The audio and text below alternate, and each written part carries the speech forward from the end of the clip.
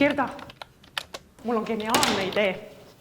Teeme terviseportaali ühe chatiruumi, kus kõik inimesed saavad ravinõu küsida ja tehisintellekt viskab ka iga tund oma nõuanded sinna sisse, kord tunnis näiteks. See lahendaks kõik probleemid, ravijärjekorrad, meditsiinipersonali puuduse, absoluutselt kõik, mis mul pähe võib tulla.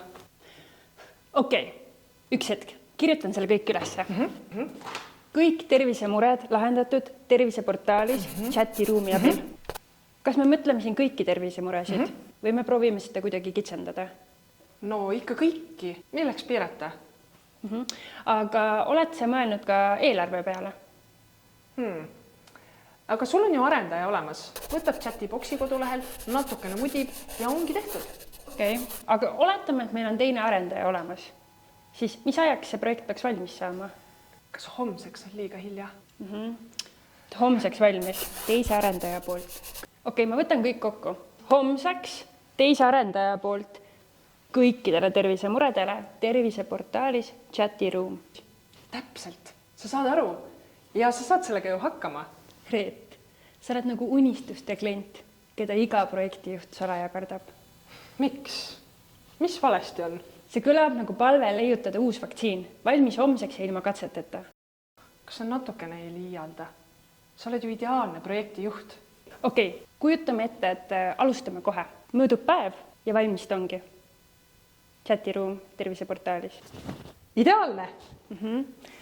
Aga keegi siis kirjutab sinna chatiruumi, et mul valutab rind, mida teha.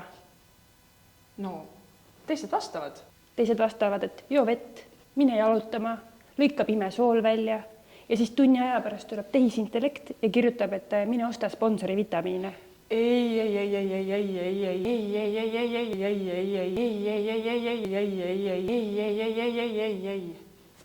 Ja siis ongi buum, esimene kohtuvaidlus. Aga kui me teeksime eelanalüüsi, siis tead, tule ma näitan sulle.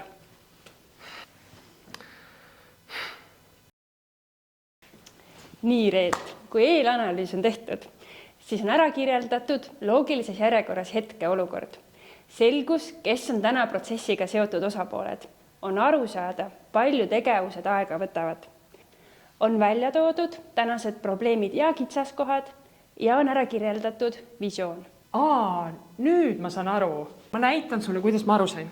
Eelanalüüs aitab projekti ulatust määrata, aitab kaasa projekti etappideks jagamisel ja loob selguse, kes on projekti ja tulevase lahendusega seotud osapooled.